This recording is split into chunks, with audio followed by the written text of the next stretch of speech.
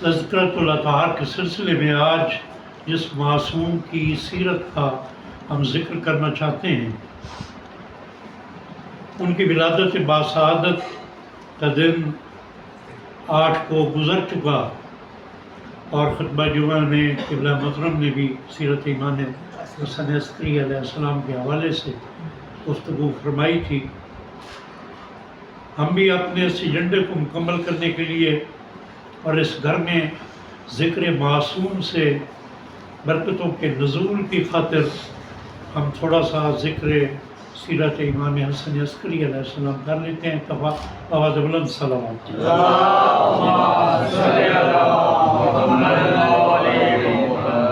امام حسن عسکری علیہ السلام کی عمر مبارک 28 یا 29 یا 30 سال، یہ 3 روایات ہیں، اور آپ کی زندگی 3 ادوار پر مشتمل ہے۔ تقریباً 13 سال مدینہ منورہ میں قیام، اسی طرح اپنی امامت، اپنی زندگی کا ایک حصہ آپ نے سامرہ میں گزارا، اور آپ کا تیسرا جو دور بنتا ہے، یعنی 10 سال سامرہ میں امامت سے قبل کے اور 6 سال امامت کے ہیں امام کے، وہ بھی سامرہ میں قیام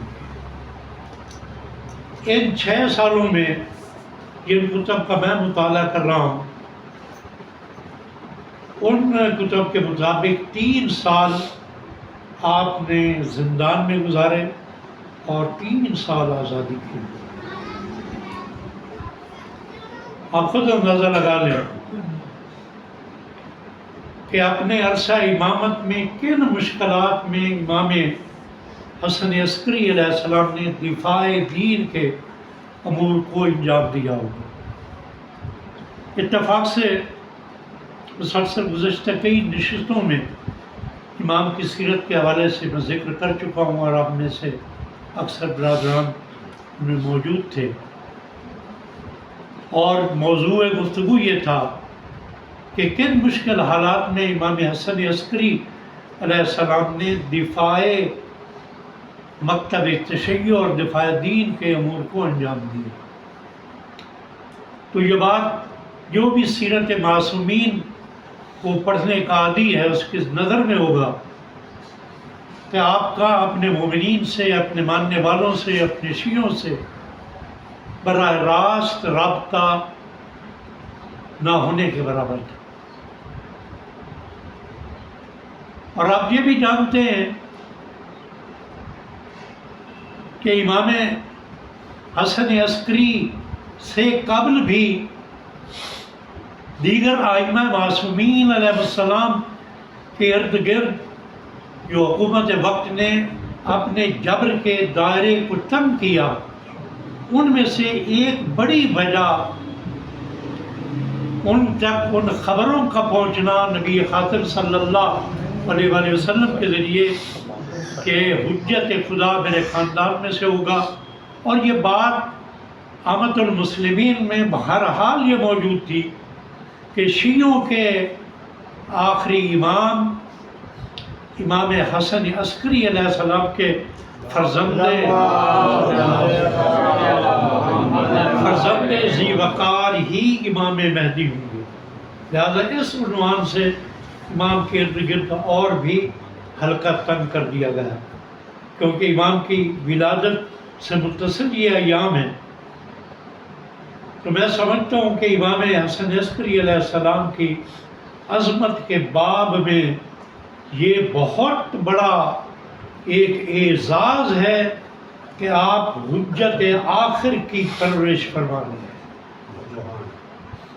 اور یہ جملہ اکثر کہا کرتا ہوں کہ کائنات عالم کی ہر چیز ایستادہ ہے، احترام کے لیے کھڑی ہے امام وقت کے احترام میں، حجت حق کے احترام میں۔ کائنات کی ہر چیز احتراماً سر جھکائے ہوئے کھڑی ہے، اور وہ ہستی کہ جس کے سامنے امام زمانہ بھی اپنا سر جھکا دے، اسے امام حسن عسکری علیہ السلام کہتے ہیں۔ تو یہ عظمت ہے امام کی۔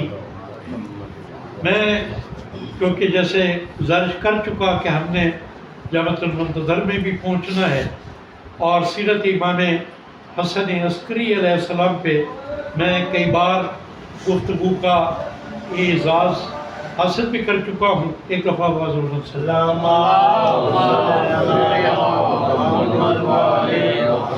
اور جیسا کہ میں نے گزارش کی کہ امام نے مشکل ترین حالات میں مکتب تشیع کا دفاع کیا، اور آپ یہ بھی یقیناً جانتے ہوں کہ امام حسن عسکری علیہ السلام کا جب عرصہ امامت آتا ہے تو تشیع کی تعداد بلاد اسلامی میں لاکھوں تک پہنچ چکی تھی، اور امام تک لوگوں کو کیونکہ براہ راست دسترس حاصل نہیں تھی، اس لیے امام اپنے نمائندوں کے ذریعے اپنا پیغام بھی پہنچاتے تھے۔ افراد خط لکھ کر امام تک اپنے سوالات پہنچاتے تھے، اور امام اپنے توقیع مبارک کے ذریعے ان لوگوں تک اپنے جواب ارسال فرماتے تھے۔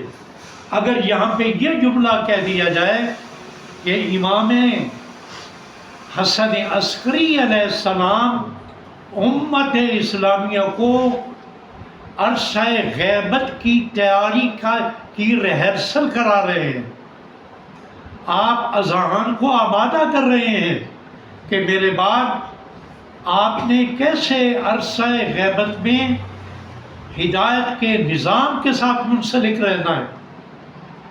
اور امام نے اپنی سیرت کے ذریعے اور اپنے قول مبارک کے ذریعے بھی یہ واضح کر دیا کہ جب میری صلب سے اس دنیا میں حجت آخر تشریف لائے گی اور ان کا عرصہ غیبت کبریٰ کا دور شروع ہوگا، تو یاد رکھیں پھر نظام مرجعیت سے انکار نہیں کرنا، کیونکہ یہی مراجع ہوں گے، یہی علماء ہوں گے، یہی فقہا ہوں گے جو امام عصر کے پیغام تک آپ کو پہنچائیں گے۔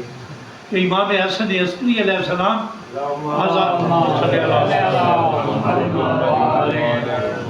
اور اپنے اس نظام کو قائم رکھنے کے لیے نمائندوں کے ذریعے آپ تک اموال بھی پہنچتے تھے۔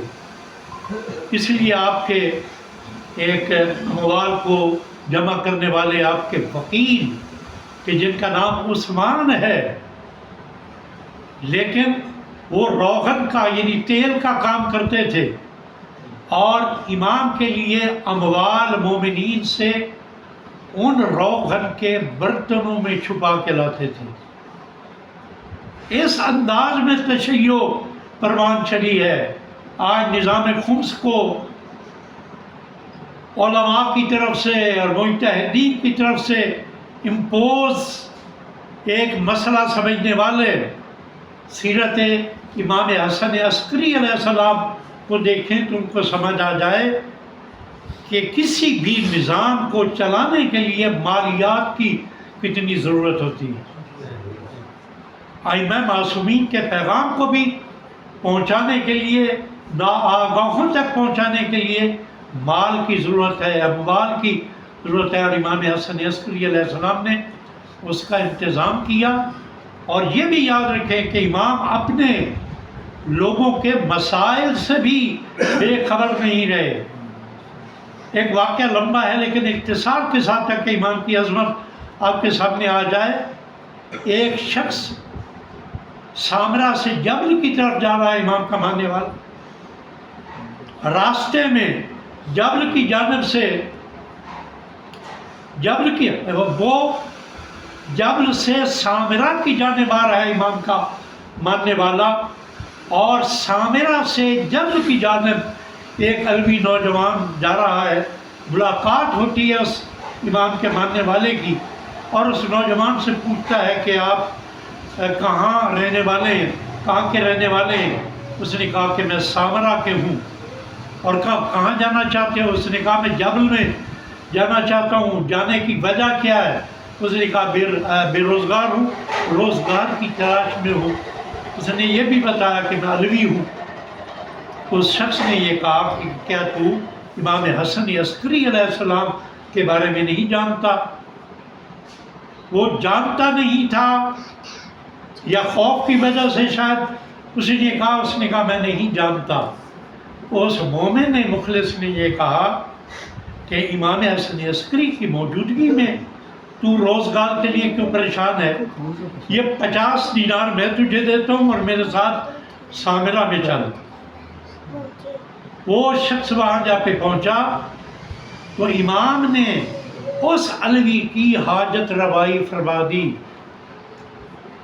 تو اس طرح خیال رکھتے تھے امام حسن عسکری، اور ان کے نمائندے بھی مومنین کا خیال رکھتے تھے۔ اور امام کے ذکر کے سلسلے میں میں پہلے بھی گفتگو کر چکا ہوں کہ امام کا عالم اسلام پہ سب سے بڑا احسان اس اسحاق کے کندی کو اس کی حرکات سے منع کرنا کہ جو تناقص القرآن کے نام سے کتاب لکھ رہا تھا، آپ نے اس کے شاگرد کے ذریعے اس کو ایسا لاجواب کیا کہ اس بات پہ مجبور ہو گیا کہ آپ نے اس مسودے کو اس نے جلا دیا۔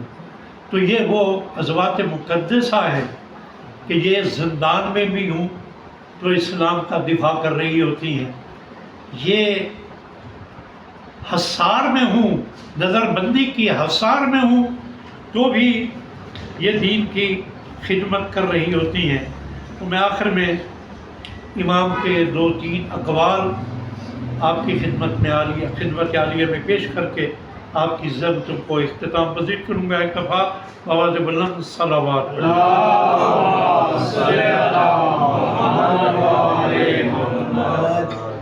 آپ فرماتے ہیں کہ تمہارے بھائیوں میں سے بہترین وہ ہے جو تمہاری خطا سے چشم پوشی کرے اور تمہاری نیکی و احسان کو یاد رکھے۔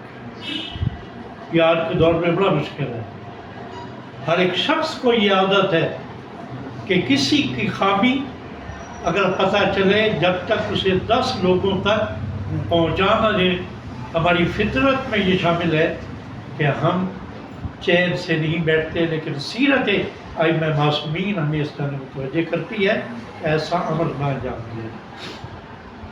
ایک اور گناہ کہ جسے ہم روٹین کا ایک گناہ سمجھتے ہیں، امام اس کے بارے میں متوجہ فرما رہے ہیں کہ تمام نجاستوں